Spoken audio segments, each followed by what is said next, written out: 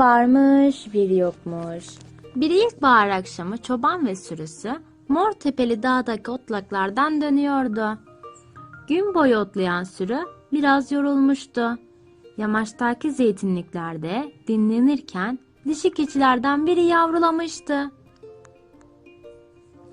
Çok sevimli bir oğlaktı bu ama sürüdeki diğer yavrulardan biraz farklı doğmuştu. Çoban bacaklarındaki güçsüzlüğü hemen fark etti. Onu kucağına aldı, ön bacakları tutmuyordu. Bu haliyle yürümesi imkansızdı. Akşamüstü dönüş yolunda durmaksızın meleğen küçük yavru ağıla geldiklerinde çobanın kucağında uyuyakalmıştı. Çoban o günden sonra yürüyemeyen oğlağı heybesinde taşıdı. Hızla büyüyen yavrular otlakta koşup oynuyordu. Oğlağın yaptığı inatçı keçi taklidine gülüyor, birlikte çok eğleniyorlardı. Bazı günler çoban onlara kaval çalıyordu. Küçük oğlak kavalın sesiyle hüzünleniyor, arkadaşları gibi sıçrayıp oynamayı, dağlarda, tepelerde koşmayı hayal ediyordu. Çoban bir gün sürü otlarken küçük oğlağa bakarak bir şeyler çiziyor, uzun uzun düşünüyordu. Sonra yamaçtaki fındık ağaçlarından dallar kesti. Onları eğip büktü, sepet gibi örmeye başladı. Küçük oğlak meraklı gözlerle onu izliyordu. Ertesi sabah çoban sürü ağılda uyurken küçük oğlağı kucağına alıp avluya çıkardı. Ona ağaç dallarından değişik bir bisiklet yapmıştı.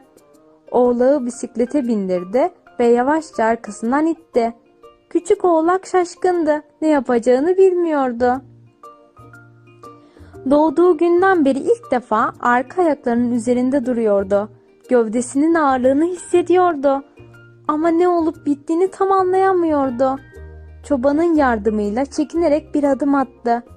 Bir adım, bir adım daha derken hareket etmeye başladı. Sevinçle meliyordu. Melemeleri öyle yüksekti ki sesinden herkes uyanmıştı. Hemen annesinin yanına gitti. Kanatlanmış küçük bir kuş gibiydi.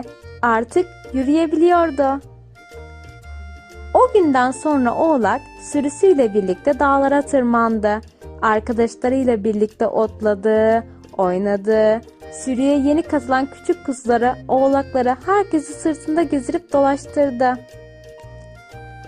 Bir zaman sonra büyümüş genç bir keçi olmuştu. Çoban ona daha büyük bir bisiklet yapmıştı. Bir gün dağdaki yamaçta otlarken erkek bir keçiyi boynuzlarına dolanan sarmaşıktan kurtardı. O günden sonra iki keçi arkadaş oldular. Birlikte dolaşıp otladılar. Birbirlerinden hiç ayrılmadılar.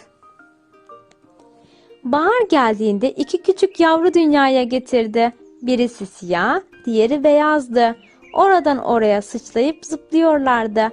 Annelerinden farklı ama aynıydılar.